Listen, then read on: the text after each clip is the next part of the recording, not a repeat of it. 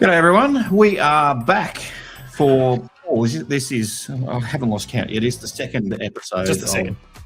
We're still calling it a summer series, aren't we? But we're basically just finding our feet again after a Christmas break, couple of months after the grand final loss, and we're back for another episode of summer series. And how are you feeling? How's your day been? How's your week been? Not too bad. My first ever day at the Australian Open yesterday. I say day, we were there for kind of the morning because you got a 7 and a 5-year-old. They don't have much stamina for anything. We saw about 15 minutes of tennis, and then sent them to the. They have water slides and shit. Like what in the corporate box? Yeah. In the corporate box. No, they've water like the whole. Geez, they've got so many good like kids activations and stuff. I was really impressed. Okay. Because they're all things that you don't see, of course, when you're just watching a tennis match on the TV. But I was quite impressed by the whole thing. So, did you end up catching the boat get dropped off outside Melbourne Park? You know, did you do it in style or did you just? No, I was so mindful of. Oh yeah, I missed Baz. Oh, you did. I was going to ask you about that. So yeah, no, I missed all that. No, we were there through the day. It wasn't his through the morning. His thing was kind of later in the day, and I think maybe even into the night, if I recall. The whole one point tennis or whatever they were doing.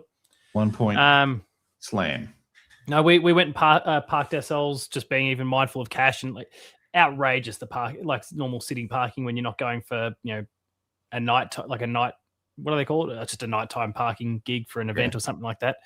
So I just parked over near the Botanic Gardens, and then we just strolled over. Okay. Paid $10 for 5 hours rather than $10 per hour. It was nice.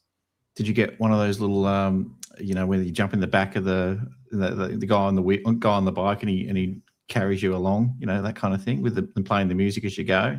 No, you've seen that when you walk to the footy, haven't you? Oh yeah, I know the one you're talking about, but no, we didn't do anything like that. We did it the real way. I don't know where you think all this caviar and corporate box stuff's come from, but anyway. No, it's out of your mouth. You told me that's the only way you do it. Hello to everyone in the chat, by the way. Yeah, hello, plebs. Exactly. Hello to the plebs. Hello to the plebs in the chat. We love you, Shadu, Amy, and Benjamin, and anyone watching this. Later on, maybe has rewound it to the start, not watching it live. Watch it live. It's a better way to experience it and engage with the chat. For those that don't know you or I, you can see our names down the bottom, but I am Ben. And what's your name? Paul James. The Paul plebs James. Plebing. One and only. And we named a show after him. He's that famous. He's got his own show, which probably starting in Feb. I think that's when the schedule had us coming back, Paul, with the official Paul James show returning. Yeah, in Feb. We'll have to start actually sitting down and talking about these things because you do a lot of work on schedules and admin and those sorts of things, and I really don't look at it until you don't. All the hard work is for nothing. So, but that's okay. We'll sit down at some stage when I can get your attention for 5 minutes. When it's not when you're not eating your caviar and your champagne and all that sort of stuff. We'll just get a bit of focus from you. That'd be great. So look, before we do get into it too much, only because it's not so much of a footy topic, Paul, but I know you've just come into this reasonably late this evening finding out about it, but there has been a bit of activity happening down in the Great Ocean Road this afternoon with some wild weather. Have you seen or read it? What have you seen about it? I've seen some social posts about that. Cars getting tossed out into the ocean. It's interesting.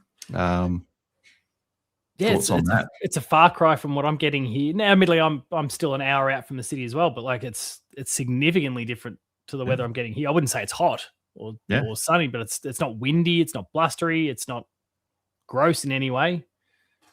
There's not been any rain outside of like the barest of minimum sprinklings at one point. So I'm shocked that an hour and a half up the road by the coast, all this is going on. Yeah, I've camped up at Cumberland River. It's a little bit past Lawn, for those that don't know. Camped up, it was years ago now, but that's in caravans pretty much literally underwater. Tents just sort of uprooted and all that. So, and I think they're concerned about landslides and stuff. So thankfully no reports at this stage of any there's probably some injuries here or there, but I don't think we've heard any fatalities, which hopefully stays the case. That doesn't change. But Anyway, if you're out that way watching, you probably don't have internet connection, or you probably got other things on your mind at the moment. Probably not watching us.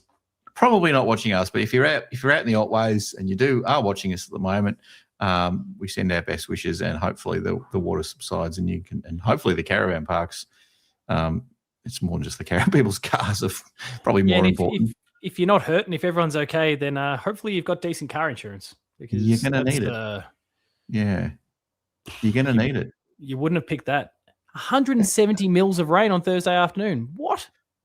A good little segue, Paul, about car insurance. I hope that my stepson's driving instructor has car insurance. I was sharing a little bit of news about this on the Discord last night. We had James, my stepson. He had his he was due to have his first driving lesson last night, and the driving instructor was running a bit late, and probably panicking a little bit because they're running late, first lesson and all. And anyway, turns up, pulls into the driveway, somehow didn't pull into the driveway. I reckon they pulled onto the nature strip somehow, and then ended up, because I've got my house is very hilly where I live, and I'm not going to dox myself, but it's very hilly, and unlike you, Paul. That would make one of us, yeah.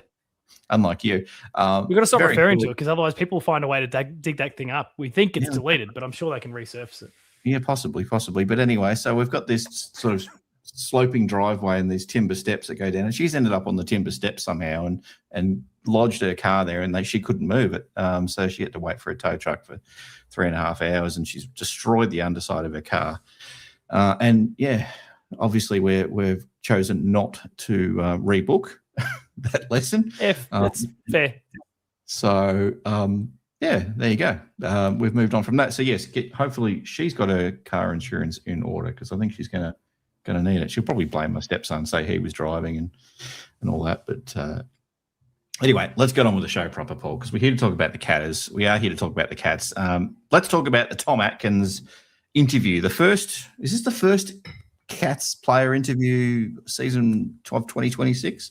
There's been more, but it's always good listening to Tom Atkins talk, because he's not shy in his opinions. He just says what he's thinking, and I always appreciate that. So it's good to hear from him. One of the main leaders at the club, and keen to hear more of him going forward. Yeah, I was chatting with Mr. Sweeps, and she was wondering whether there's any thinking behind who they put up in front of the camera. I feel like it's a little bit random, but I'm not sure if it's always. Is it because Atkins is, going to be a potential captain or vice captain or something like that? I think it's just he's probably the first one to put his hand up, and every established player will probably get a chance at it. But is there any thoughts you think behind that at all, or just? Well, it was all part of the latest agreement. In terms of media commitments and those sorts of things, and the number of hours. So you obviously don't necessarily need to do the maximum number of hours, but if the media requests you and you're still within your allocation, then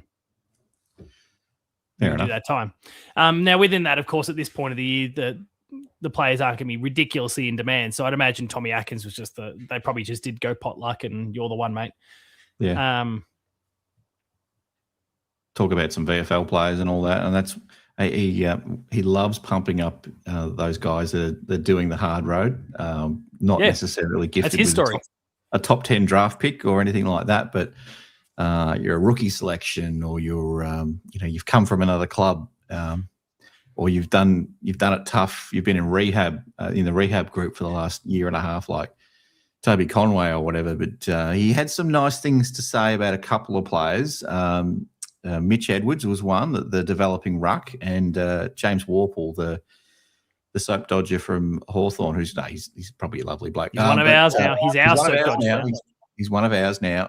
But yes, those two in particular stood out to Tommy. Which one do you want to start with there, mate? I mean, I've got a favourite that I'm hoping goes pretty well, and I think you might be obvious that it's not going to be Warple. I'm very keen to see how Mitch Edwards goes this year. We continue to hear more and more noise coming out of the club about the potential and what he's been demonstrating. And I think the main thing now is we've just got to cross our fingers and hope that he remains fit. I would like to think, and I guess for anyone who's watching this live or potentially even after the fact, my my Reece Stanley season 2026 preview went up on the channel earlier today, and I spoke a little bit about how he's probably still the top dog, but if Conway, if Edwards, develop and actually are worth giving that opportunity to, then he's probably going to need to take a back seat, because we can't have another year, 2027, where we've got no one. And Reece Stanley, I can't foresee a scenario where Reece Stanley is at the club in 2027. So if those blokes need to get their opportunity. We say that. The worst case scenario is that they don't get that because, I don't know, they get injured or whatever. And then Reece Stanley's gone and we've got no one with experience. Reece Stanley is the Hugh Jackman, the Wolverine of the Geelong Football Club. Until he's 90, we'll keep playing him every single year. He's the John Farnham. The John Farnham. Yeah. But yes, whichever one you want to come with. Yes, I'm not going to. It's a bit like saying Reece Stanley's last year is a bit like saying Geelong won't make top 4 in 2026. Who's brave enough to say that? So no, I'll call it this year for Reece Stanley. No, I'm going to go the opposite. I'm going to say 2 more for Reece. I'm going to say this one. You are a contrarian. More. Yeah, I am a contrarian. But I think Reece will. I just don't have the confidence in Toby, and I want to see, back to Mitch Edwards for a sec, I want to see Mitch just take another step. I really was encouraged by what I was seeing in the second half of last year in the VFL, and I thought he was getting pretty close, actually. I was almost at the point where I'm like, are they going to – because remember Reece was injured a fair bit through September, and they only just brought him back. I'm like, are they going to do something rando and just pick Mitch Edwards for the grand final or something like that? Obviously, they're not silly. They weren't brave enough to make a big call like that. But I thought, it's not out of the realms of possibility, but clearly not. And they just thought, well, he's not quite ready yet. So I hope he has a great year. I'm really hopeful. He's coming from a long way back. And I feel like, do you feel like he's ahead of Toby? I mean, Toby's got the runs on the board and he's played some games and he's only got a couple runs on the board. He hasn't had many many opportunities through injury. So I would say he's what's the pecking order? I mean, look, if they're both fit, then they're probably going to pick Toby. But I would expect that Mitch is probably going to get more opportunities because Toby's, unfortunately, probably going to get injured at some point. Ben in the chat saying Mitch needs a few more dominant VFL games before he gets an AFL game. I agree. I would agree. But if Toby, does go down again, then his opportunities, he'll probably get those opportunities, maybe even a little bit sooner than perhaps, Ben, to your point, that he perhaps deserves, because we need to give these guys the opportunity. I know you're being contrarian about it, and I'm not usually team, anti-Reece. I've kind of gotten in Reece's corner, and I've got no reason to be against him right now, but I just think this will be the last year, just through age and stage and nothing more. No. Not form, none of those sort of things. Because actually, and I spoke about it in the video, like his hit-out numbers were not far off his career best. He had less impact around the ground in 2025, but his hit-out numbers were close to his career best. And that was despite kind of playing injured or, inconsistent football over the course of the year, and reduced minutes. So he's still doing good things. I would like to see a scenario where Mitch Edwards or Toby Conway, whichever one, get their opportunity, and Reece is maybe playing as the 25th man. So you can come in as your experienced ruckman, or vice versa. Reece is the main guy, and Toby Conway or Mitch Edwards come in and get their experience as a secondary ruck, playing off the bench. Big perfect. It allows season. Neil to stay in the forward line. It allows De Koning to stay in the back line. It allows Mark Blitzarves to not have to worry about the ruck anymore. Yeah, in a perfect world, we'll everything will just go well injury wise with our rucks. It hasn't been the case. Definitely wasn't the case for the first half of last year and possibly the year before with Mitch Edwards. We've played it very carefully with him the whole way through, and hopefully he's got a good run. It sounds like things are going okay for him at the moment. Joe Pike, I'm not 100% sure on how he's going, but he's funny. I don't know if you saw this one, but his granddad contacted us on socials the other day. Who did? Said someone who claimed to be Joe Pike's granddad. Oh, really? Yeah. I think I wrote back to him and said, I've saw a couple of games of Joe Pike live, and I think maybe even in Queensland, if I've got my facts right there. But I thought he looked pretty good. Another one looked really good in the second half of the year. Just come along, done a fair bit. Probably a little bit too late in the year, considering Geelong was playing finals to get a chance. But maybe if we weren't playing finals, we might have debuted a couple more guys late in the year. But can't really muck around with the best 23 too much at that point, can you? Really? So yeah, Joe Pike's the other one. I don't think, other than DeConning and Blitzarv's probably the, I guess, pulling case of emergency, and they do probably ruck 40% of the time. Well, they did most of last year, didn't they? I think maybe even more than that, but it was a bit of a three. You tossed Shannon Neal in there too, so. Oh, Shannon Neal, yeah, it was a four-headed monster really, with all the rucks that were going through there, and that was a Geelong's way. And it nearly won us a grand final. We got to a grand final with that ruck setup. So we did it slightly. We did it different to how other teams did it last year. I think we got there despite that setup. Despite the setup, can we do it 2 years in a row? Don't know. Could be a tricky one. The other one's Warple that Atkins mentioned, and you got to win a Norm Smith if you come from Hawthorn for me to show a little bit of love. At least it's going to take a little bit. It'll take me a little bit, but you've obviously fallen in love with him pretty quickly. I'll let you speak to him. Have I? If you want. I wouldn't say that I've necessarily fallen in love with him at all. He's an ex-Hawthorn man. I'll tolerate him. And yeah, I'll certainly jump ship if he goes and gets a Norm Smith medal like Izzy did. But otherwise, you got a lot of work to do, Jays Warple. That said, I mean, it's good to hear. Obviously, we want any of our recruits that come in the door, we want to hear that they're doing good things. It seems like that's the case. The biggest knock on him has been his disposal over the years. So hopefully he's really gelling with that midfield unit, because you want to get that cohesion going. That's half the battle, is just making sure you're actually kind of connected and knowing where everyone's going and what they're doing. But beyond that, he is strong through the contest. So if you can win the ball and get it out to Baz, get it out to Tanner Bruin, get it out to Max Holmes, the queue of gun midfielders that are going to be around him, then he could be a really valuable asset. But I don't want him to be the delivery guy for the most part. Extracted to be great. Do you have him and Tom Atkins playing much? I didn't even mention Tom Atkins. Jeez. Hey. Yeah. Do they play together at the same time through the middle? Him and Walker. I mean, obviously, how many people do we volunteer now for the 23rd spot on the field, the fifth player on the bench? Because I've obviously just linked it to a ruckman, but maybe he's a candidate for that, and we can just roll players through, which is something we do very well. You'll be playing off half back, and all of a sudden you're in the midfield. You go from the midfield, suddenly you're playing in the half forward. And that's allowing people to come off the bench and cycle into these roles to keep everyone fresh. The club does it very, very well. So I'd imagine there's a number. This is the number of players that we need to be performing in these positions, these roles, and it's whether he, I guess, is high enough up the pecking order to justify one of those spots. And to Alyssa's point here, Tanner Bruin is another one that's going to be fighting for those spots, let alone all the established players. So it's a good problem to have. Essentially, Tanner Bruin comes in as a new recruit, really, not coming off the back of an injury. And yeah, I don't know. It's going to be a real squeeze to fit all these guys in.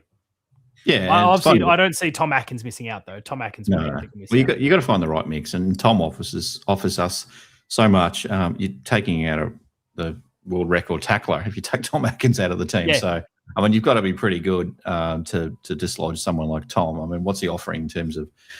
I mean, they're different. Everyone's a different player. As much as there's similarities between players, they're not carbon copies of each other. And Tanner Bruin, as you said, he'll come in. He's a bit of a point of difference, even though he's not a new recruit necessarily, but essentially we haven't had a look at him for 18 months really. So he'll come in, and we'll just got to find the best. Bigger and stronger and fitter, and probably not carrying the mental baggage anymore as well. And it's 2026. We'll go through about, I don't know how many midfield sort of lineups at the bounce, or not even the bounce anymore, but we'll go through so many setups. We'll get so many different combinations throughout games, let alone throughout the year. So it's not the old days with couch Bairstow and Hocking, boom, boom, boom, off you go. You're set for the whole year, kind of forget about it. It'll be, a bit of a change, and we'll see what works well and what doesn't. And I imagine that'll change throughout games and throughout the year as we go along. So Look, Warple, my thoughts on him. I hope he goes well. I'm not going to be surprised if he's in and out of the side, a bit like Jack Bose when he first came to the club. He's kind of a fringe player for a little bit. I think Jack's probably. Do you agree Jack's established now in our best 23? I feel like he is now. He's always going to be one of those ones that's just sitting on the edge. Okay. And not like I love him, but he's just. I think there's quite a few other midfielders you would pick before him still. So. Well, he was the man in the vest last year, wasn't he? Or was he the specialist sub last year for the most part? Am I forgetting someone? A few different games he played the role. I feel like he did it the most. Mitch Duncan was there a little bit. Jai Clark a little bit. Jai Clark definitely was there for a bit as well. He couldn't get it off for a while. But Jack Bose, he's another one there. So there's a fair. If everyone stays fit, it's a good problem to have. And obviously Ollie Henry, and you put a video out about Tyson Stengel and touched on how we might have to sort of fill that void if he's not ready to go for the first few games of next year. And I did float Jack Bose as an option there. Ollie Henry's another. Like there's a range of players that can kind of. It doesn't even need to be someone being added to the forward line. It can be rotating someone else through that allows for another midfielder or another defender, whatever. So I think we've moved beyond plug and play. As a attitude to how we structure a team, it's rotation is the thing, and it's load management, and that's has been the Geelong way for. There's our first years. Mitch Hardy for the year. Mitch Hardy, bring Mitch Hardy in. Is it too late? Do we have a supplementary? Can we have a train-on player at all? Is that possible? No, we've got no room for SSPs. No room for SSPs, unfortunately. Hello, factual opinion to the chat. Hello, welcome. All right. Any other thoughts on? Tom Atkins interview, the Warple, the Edwards of the world. It's very early days training. Yeah, it's all talk at this time of the year. We'll wait for some preseason and then eventual home and away form. And he did say, it's the best we've ever trained all summer so far. I'm like, God, every club says that. Rolling out the cliches, yep. Oh my God. I'm like, come on, Tom, you're better than that. Come up with say something interesting. But Tom does what he needs to do. He's basically an employer, and if he has to go in front of the camera, he will. But he's not going to give us anything sexy, is he? Or juicy to unpack that. What did he mean by that? That was a bit cryptic. No, he's going to play straight bat with pretty much everything. And that's part of the reason why we love him. He's just an honest guy. Doesn't muck around, just gets the job done. But let's stay on the VFL just for a little bit, Paul. Speaking of straight bats, your Renegades are going to need to play a few straight bats to win this one. How are we going? They're getting smoked. 14 Scorchers of 14 overs. 14 overs gone 2 for 152. Going at more than 10 over. Paul, both teams have got a bat. We'll see what this pitch does when the Renegades get out there. We'll probably pull on. Maybe you can retire Rizwan again. maybe. Finn Allen's on 97, and we're only up to the 14th over. Yeah, we might be in trouble. He'll go on to hit 200 before the game's out. I was bragging after we won 4 games straight, and then it's been all downhill since then. So maybe I need to shut up. It's a bit like that with the cricket all year, really. Every time I say something on the Discord or whatever, someone goes out or whatever. So I might just shut up with the cricket chat. Back to the VFL though, just for a sec. One of our former VFL players that we were hoping was going to get a look in the draft, or the rookie draft at least, was Charlie McCart. Now he's left the Geelong VFL team, taken up a dual role with Collingwood as a recruitment manager or officer or something, like in the recruitment team at least anyway. Yeah. And he's going to have a bit of a run around in the Magoos as well. So I guess that's for him. That's great news. Another opportunity. Another team's keen to have a look at him. It's a bit sad that I thought he was looking pretty good in our VFL, but we tend to sort of cycle guys through that, especially the sort of senior guys or the guys that are looking for opportunities. They tend not to hang around too long. You'd never really get the opportunity to get used to players for very long in the VFL, sadly. Yeah, pretty much. It's obviously, Charlie was one of a few VFL listed players that we were kind of hoping that maybe the Cats would show some interest in. We didn't go there in the end. So as far as, for him, the individual, it's a shame that it's Collingwood, but you take any opportunity you can get, right? At the end of the day, we're all fighting for an income.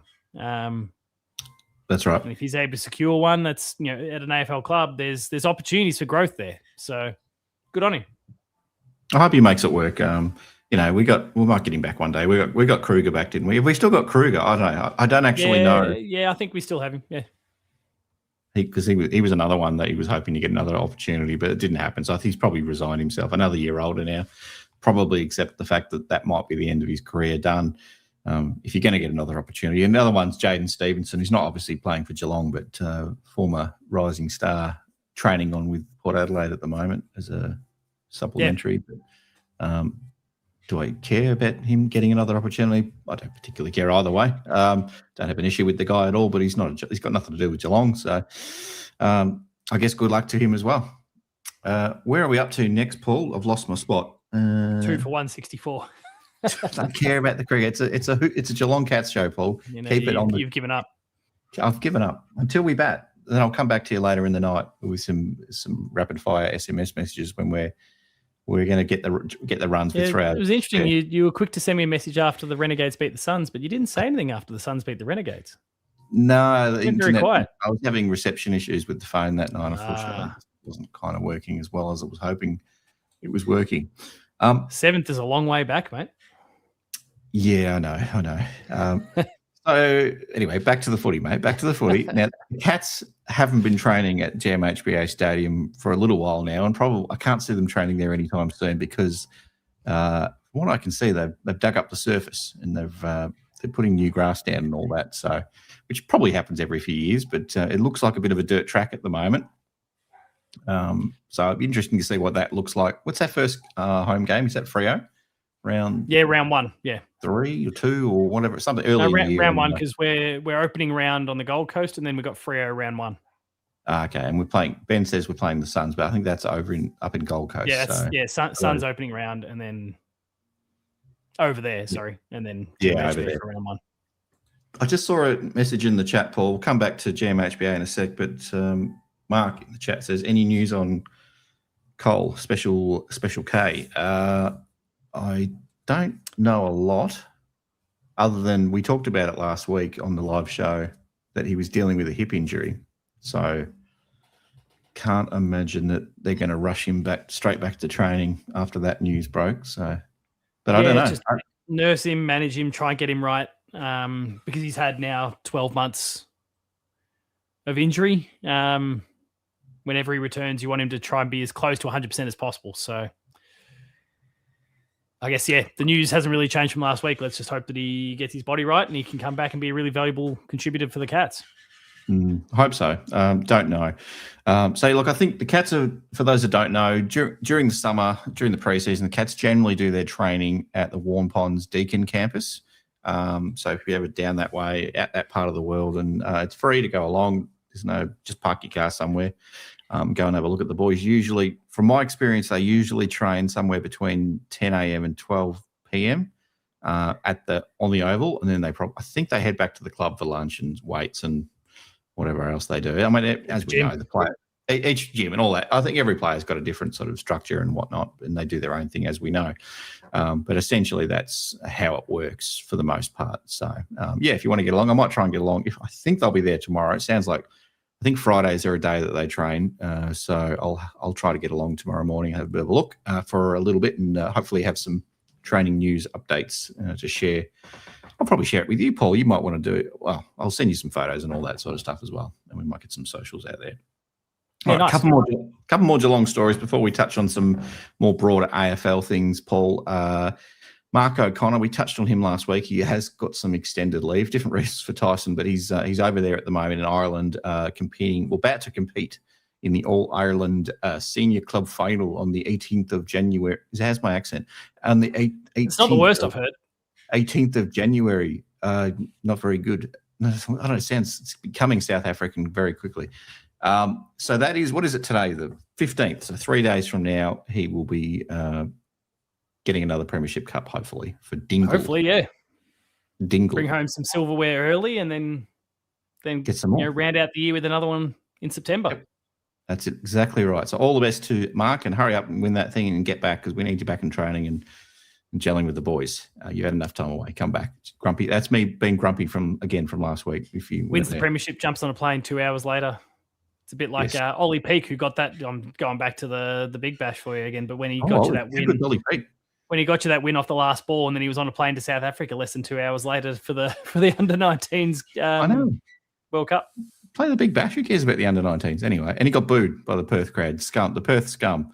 If anyone's watching from Perth, you're scum. Well, they've got a track record of booing people undeserved. They do. The Perth crowds are the worst in the AFL. Well, maybe Adelaide.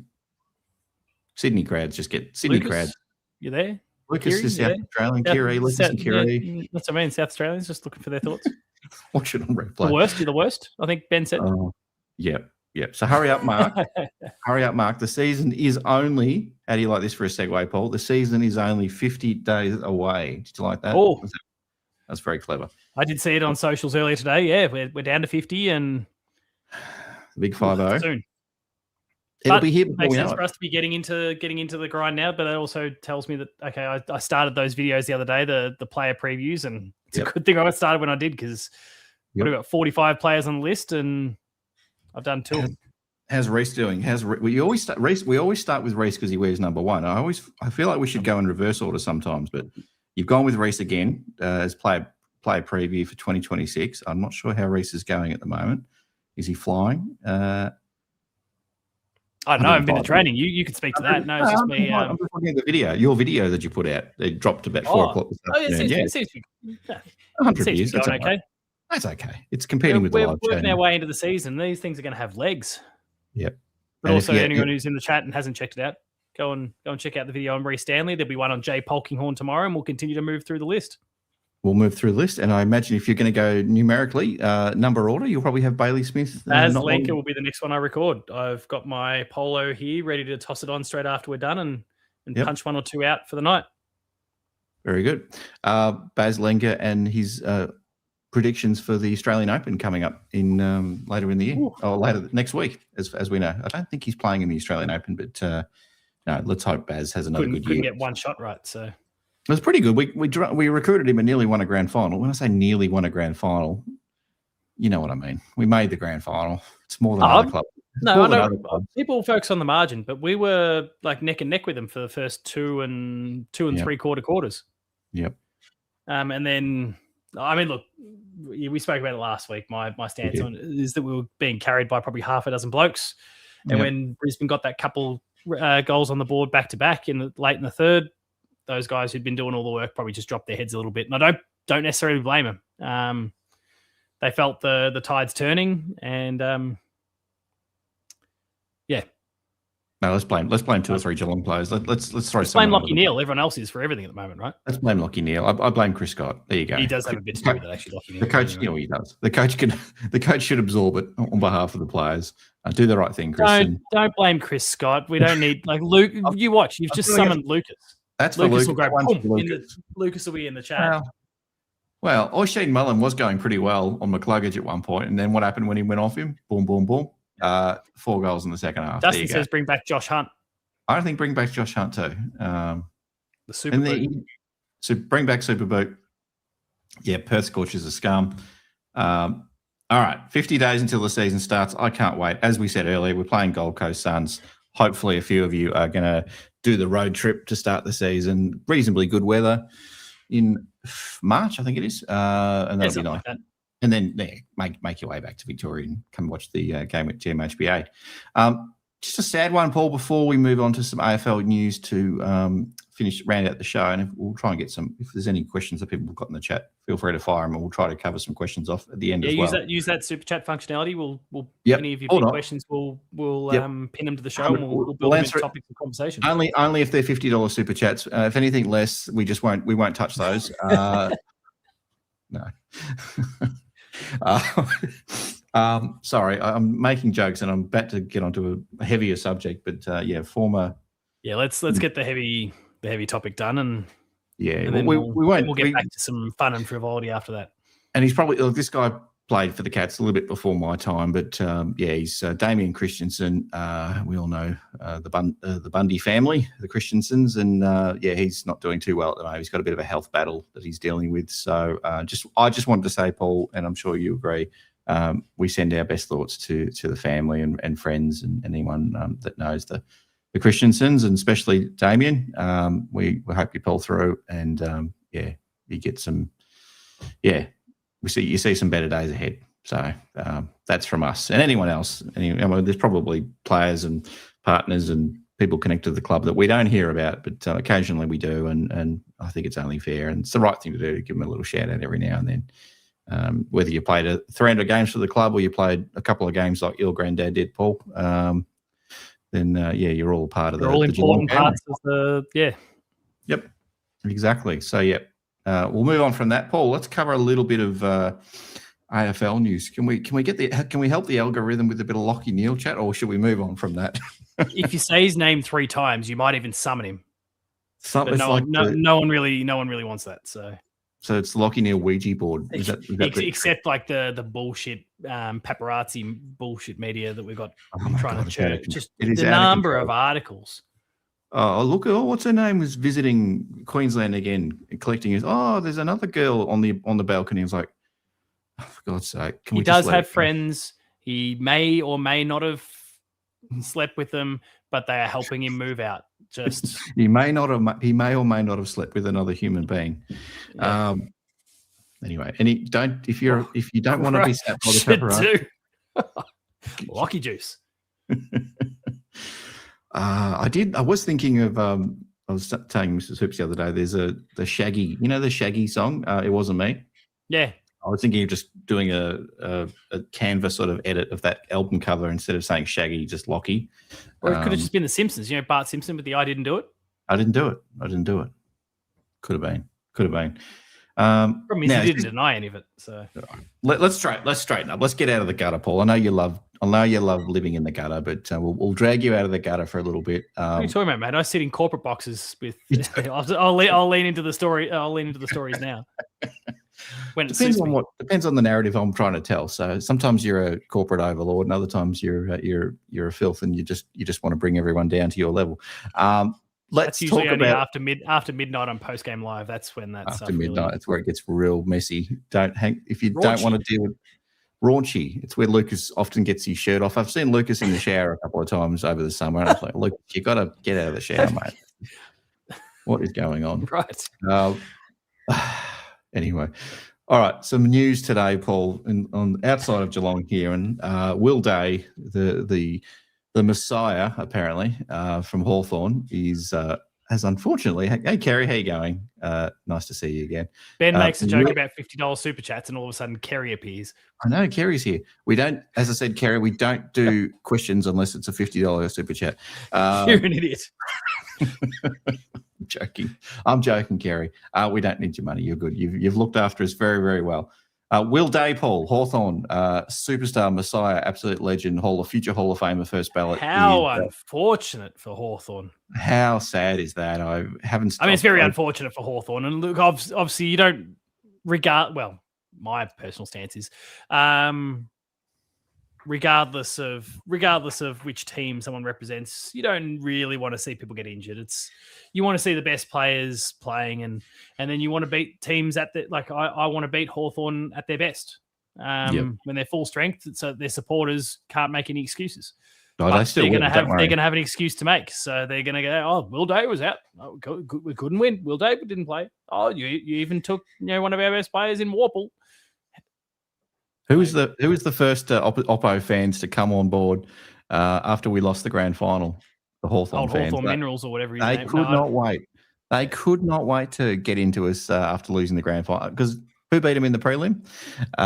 Yes, wasn't that good? But no, Will Day, sadly, done the shoulder. He just cannot get himself right, and that won't put him out for the whole year, and he'll still be able to run and all that sort of stuff. But it's not a great sign.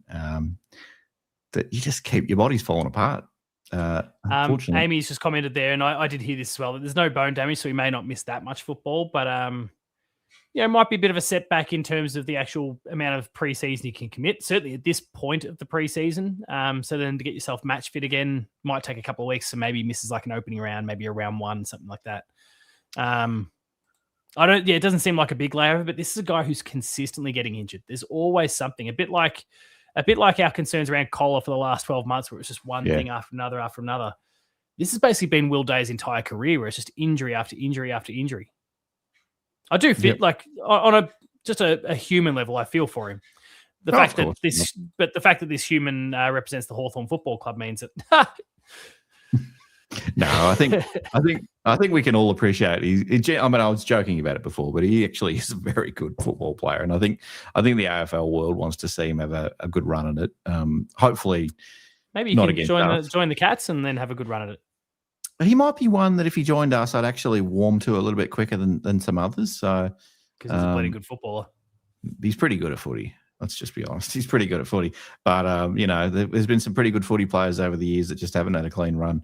Unfortunately, just haven't been able to make it happen. So, unfortunately for him, he's going to miss a little bit of time. Hopefully, he's still good to go, at least for his sake, not so much the Hawthorn fans and the club's sake, but hopefully for his sake, he gets to see some footy early in the season at least.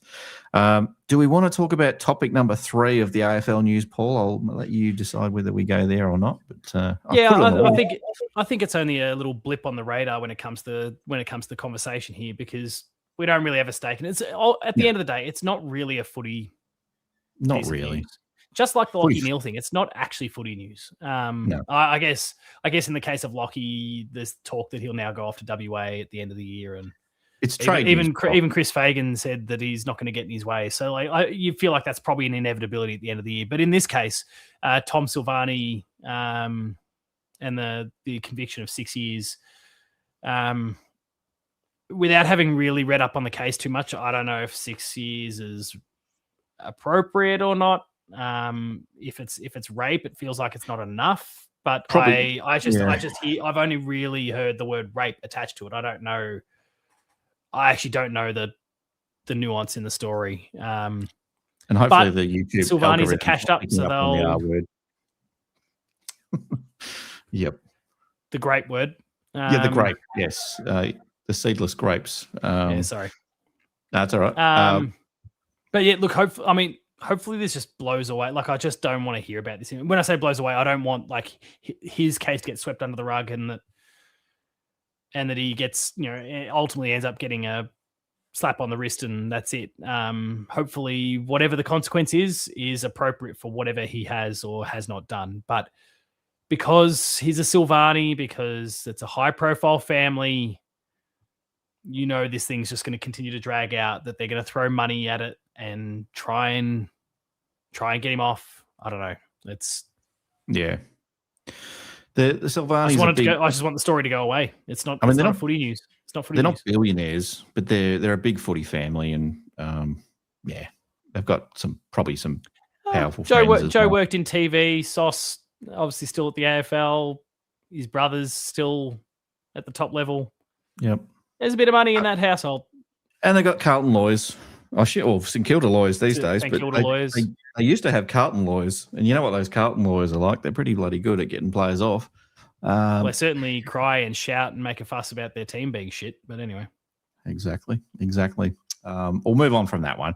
One that gave me a little chuckle today, Paul, this was hilarious during the trade period, was the Zach Merritt, desperate to get to Hawthorn, and Tom Petroro, the footage of Tom Petroro walking up and down the corridor, waving his arms like George Costanza pretending to be a monkey or whatever, Coco the monkey, in the hallways of AFL House or wherever it was. That was hilarious. But Zach Merritt has parted ways with Tom Petroro, decided enough's enough. You didn't handle it that well. I'm filling in the gaps here, Paul, but look, he's on the hunt for a new manager now. Every manager in the world is going to be doing all that they can to throw themselves at Zach Merritt and make him a client of theirs. I don't know, like, how much of this was really Tom Petroro's doing, though? Don't know. Like, Tom Petroro and the managers in any of these cases, they are the middleman. But, we heard about what Hawthorn offered, and it was something along the lines of the Jeremy Cameron deal. It was like 3 first rounders. Like, they were willing to go there. I would have done it. And Essendon just kept saying no. They kept rejecting. Like, This was an Essendon thing, but I guess in the case of Zach Merritt, he can't fall on the sword. He can't force anyone at the club to fall on the sword. He can't force anyone at Hawthorn to fall on the sword. So I guess the manager's got to go. Like someone's got to pay a price. And I don't know. I don't think that's right either. But maybe the relationship. It seems like that is what it is. And yeah, maybe that's it.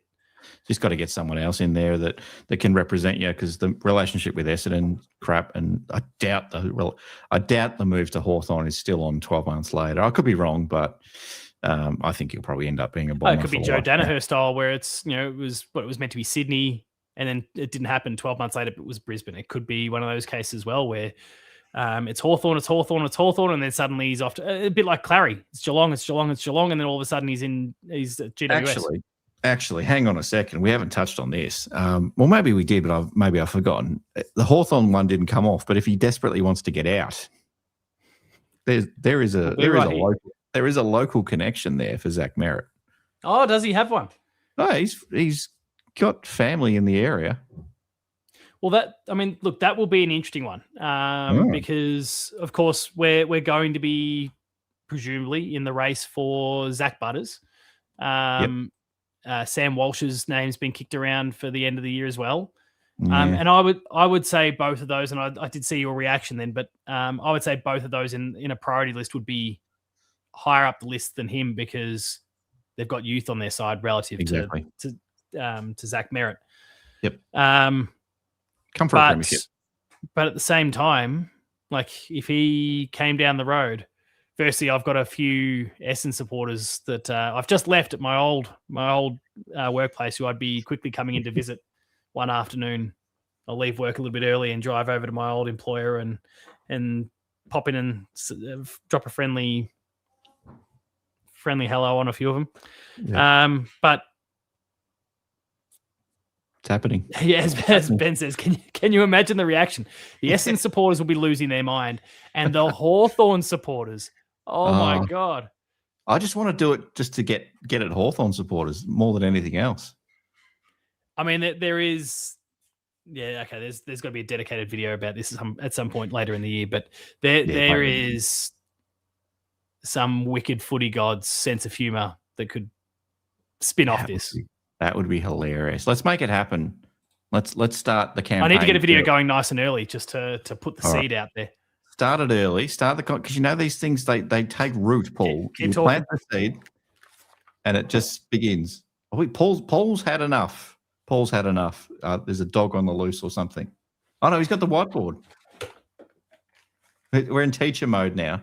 We're dusting off the trade board for 2026.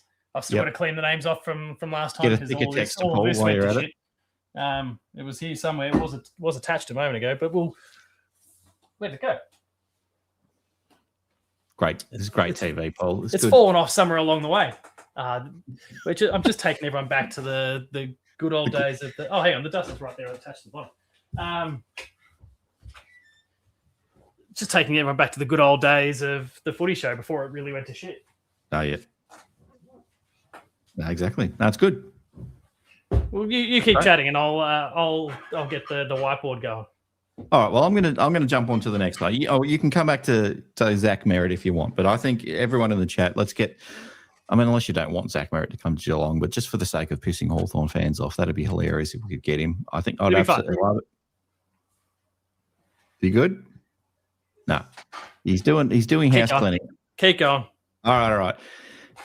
This is one for the chat, actually. This is one for the chat. And I don't know if you know, chat, but in 1969, humans went to the moon. You know, that big thing in the sky? The humans went there quite some time ago now, but we're heading back. We're not actually setting foot on the moon, but we're heading back there in about 3 or 4 weeks time for a bit of a flyby. And the question to the chat, a question to Paul as well, and I'll try to do my best to answer it. If we could send a Hawthorn player on a one-way trip to the moon, which Hawthorn player would you like to send and maybe never see ever again? And maybe just get blown up by the atmosphere. For me, it's not even a player. It's not a player. It's Sam Mitchell, the coach. I'm giving him a free ticket on the Falcon Heavy rocket or whatever they're going to use to go to the moon, and he's on his way. What are you doing? Are you playing a game? What's this? Is that deal one? Zach Merritt in. Into the Cats. Zach Merritt out. Nothing to Essendon, and a big fuck you to Hawthorn fans. But no, if we could blast someone to the moon, I mean, look, Connor Nash. Does it need to be a current player, a former player? I'll let you go. It could be Dermot if you don't like Dermot's cut of his jib. I quite like him as a bloke, but send Shane Crawford up there, because if I ever hear the clip, that's what I'm talking about again. I'll go spare. So, yep. But yeah, there's our deal. Connor is a good one though. Connor's. What about James Sicily? Could we send James Sicily? Could we give him a one-way ticket? I reckon. Oh, he's an obnoxious fuck, isn't he? Yeah, I reckon there'd be a few Cats fans that wouldn't mind if he got sent on his way. That'd be good. And it wasn't it funny just watching him just sook it up in the prelim? That was great. Lee Matthews, there's an old one from Mark. Ooh. Lee Matthews. Sicily, yep. We don't like Sicily. No good. We don't like the good players too. Oh yeah, Jack Ginnivan. Well, yeah, we don't. It's not always the good ones, but yeah, Jack Ginnivan fits. Oh, what about the Wiz? Can we send the Wiz? Or do we like the Wiz? Do we secretly like the Wiz? I don't think I like the Wiz. I don't think I like the Wiz either. I don't think I hate the Wiz. Don't hate the Wiz. I don't know. Paul, you got one more. I could probably list 20 players in the competition that I dislike more than him. Well, I reckon the Rockets. In fact, actually, I've got my player. He doesn't represent the Hawthorn Football Club. If there was one player that I could blast off to, where are we sending him off to? The moon. The moon. We're going back to the moon in about 3 weeks. We never see them again. It's Cody a true story, by the way, people. I'm not making this up. We are going back to the moon in about 3 weeks' time. It's just a flyby though. We're not actually getting out. We're not getting in the spaceships and jumping outside or going for a bit of a bounce on the moon trampoline. We're actually just a little flyby, take a couple of photos, come back, tell the kids, and then maybe a couple of years later we might drop some humans on there again. Yeah, blast that little prick Cody Waitman out there. Cody Waitman, yep. Can't stand him. I'd throw a Hayden flipping and flopping for free kicks, the obnoxious energy when he does it. Oh. 3 Falcon Heavies. Little piss out that one.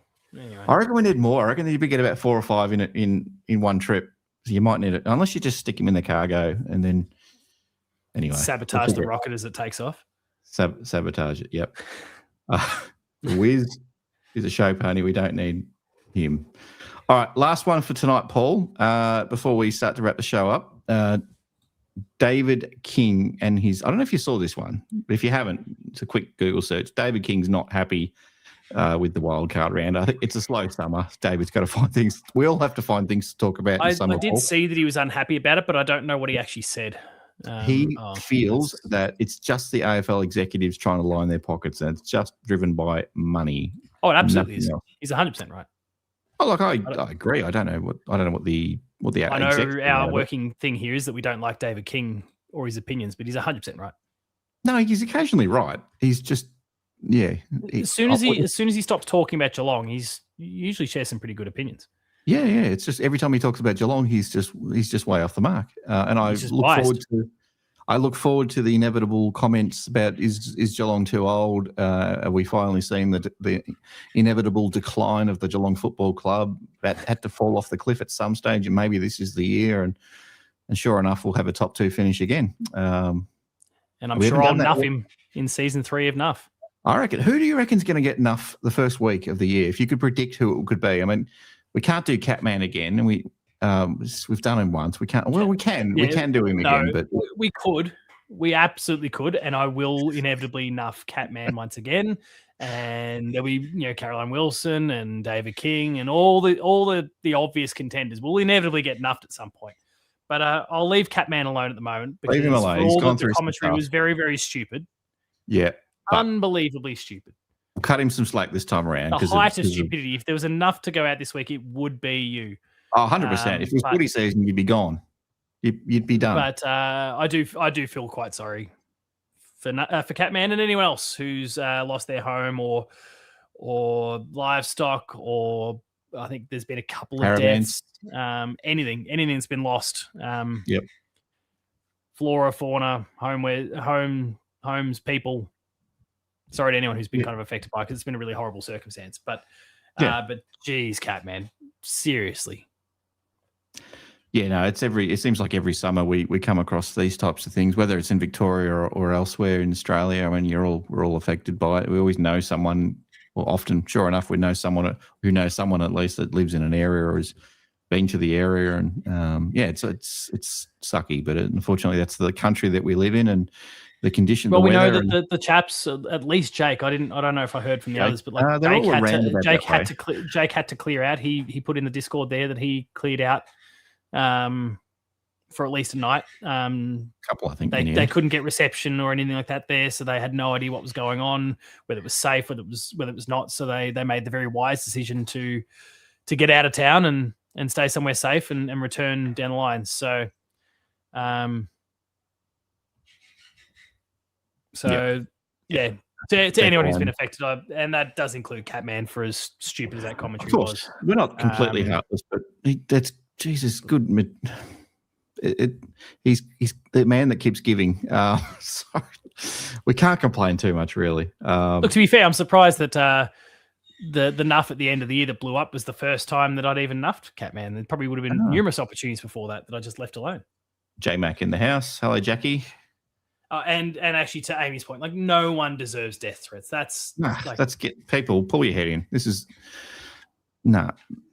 I know you did a video about something along those lines last year, Paul. Can't remember what it was. Can't remember the exact video, but let's draw a line, people. Let's not be stupid about things, and let's try and be human beings, for goodness sake. And unless you're a Hawthorn person, but no, I'll get over it one day. How many years since 2008 has it been now? Geez, we're coming up to 20 years. We are coming up to 20 years. They'll probably beat us again in the grand final soon, and it'll be another 20 years. No. Look, mate, the wild cards. We'll finish up the show, but the wild card is, I think, it's here to stay. Once you make the call to do it, it's here. It's just, and now we've definitely got the 19th team, and it'll be the 20th team. So before too long, we'll have 20 teams, and it'll be half the competition in the finals, and we'll move on. They'll keep it to 8.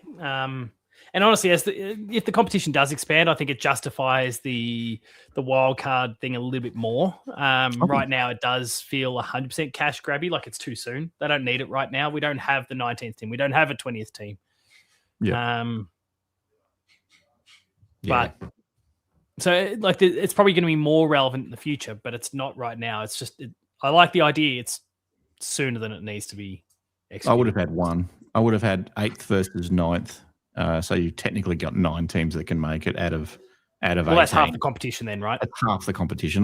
Once you start going more than half, it's like, come on, what are we doing here? So, Look, I'm completely with David King on this one. I mean, I don't know. It's all about the executives and all that, but I think you don't even have to make that argument. It's probably just a different spin on it, just a different angle to take. Again, it's the off season. We're just as guilty of it as anyone else, just trying to find things to talk about. I mean, I think we're all keen to get back into the footy and start talking footy again. But it is a quiet patch. Tom Atkins comes on and talks about 2 players that seem to be going well, but there's nothing really much more to talk about. So as we get closer to that State of Origin game in a few weeks' time, I think it's on Valentine's Day, we'll have a little bit more to talk about there. Hopefully a couple more. I don't know if they've finalised the teams, Paul, but maybe we'll talk about that next week as we get a little bit closer to that. Yeah, they keep drip feeding the names. So they do. No talk of Bailey Smith at this stage, so we shall see on that one. Maybe they're saving that one for a little bit closer to the date. Yeah, maybe. Where was he born and bred? By the way, 7 for 219 in the end, the scores from 20 overs. That's good luck. That's fine. We've got that easy. Well, as I said, we'll get it with 3 overs to spare, and keep your phone on. Don't mute your phone later, because you'll be expecting a couple of SMSs from me around about 9:45 tonight. Look forward to that. And I'll just simply respond with, "And you still can't make finals." No, I don't think we can, but that's okay. That's okay. We'll find a way. We might find a way. That's definitely what every supporter of an AFL or cricketing club that doesn't make finals. That's definitely what they would always say. Well, Carlton found a way. We can't make finals, but it's fine. It's fine. Carlton found a way to do it when they didn't qualify. So maybe the Renegades can find a way when we didn't qualify. Maybe we need to Get some peptides going look, around. If you win this one and somehow win it by a lot, then I guess you're technically a mathematical chance. No, we'll be moral BBL champions in 2026. Oh, how English of you. Moral champions. We should be there. Paul thinks that Baz is too controversial for him. Probably, yeah, probably. That's it for another episode of Summer Series for 2026. Jackie, just so you know, Jackie, and for anyone else that's wondering, Paul and I are pretty keen to do the Summer Series every Thursday night around about 8 o'clock. I think we're pretty good with that, Paul, 8 o'clock. So it's only 2 episodes in, but I'm pretty keen to go again next Thursday, unless the house burns down or the driving instructor crashes through our front door or something like that. That's good. Hopefully that doesn't happen. So yeah, we'll be back. We're all through January. Hopefully we'll be here. I think it's going to be mostly me and Paul, but you might see one of the two of the chaps if I can convince Jake, Paul, or not Paul. You're already here. Jake, John, or Sambo to possibly pop in. I'll reach out to them and see if they're free to come on as well. But it is a busy time for all three of those at the moment, and they're having a well-deserved break after basically carrying the hoops all through November. Paul, you and I really sort of stepped back a little bit, but they kept doing their chap shows every week, so they'll be back. I reckon they'll be back in early Feb once things settle a little bit more. Yeah, we're just laying the foundations for them to come in and rip it up for another year. So thanks, Simon or Taz. We love Stengel. Yeah, we love Stengel. Oh, Blakey, how's things, mate? Blakey, shout out to Stengel. We love you. And anyone else out there, as I said, shout out to everyone who's affected by the fires in the last week, and shout out to everyone on the Great Ocean Road and surrounding areas. Whether you live there or whether you're just spending a bit of family time up there camping or holidaying, pretty tough time. So, no good. Anyway, on that positive note, Paul, do you want to take us out with your world famous outros? Oh, well, yeah. Like I stumbled and bumbled through it the other day, but then I went to go do my Reece Stanley thing and it all just came flooding back. So if you enjoyed that video, please make sure to like, share, and subscribe to the Hoops Crew on YouTube. There's lots of awesome content from myself, Ben, and the chaps there for you to check out. And if you like that and you want more of it, we've got early access, extended, and exclusive content available via our Patreon. That is patreon.com/the Hoops Crew. You'll find us on socials. Paul James, myself. Ben wants to think that he is the top dog, and so just refers to himself as at the Hoops Crew. I am the Hoops. Yep, that's me. Ben is the Hoops Crew. Yep. Bullshit. Yep. You'll find us on all the obvious socials, your Twitters, your Instagrams, etc. And until next time, remain Geelong strong, everyone. Go Cats. Take care. We'll see you later.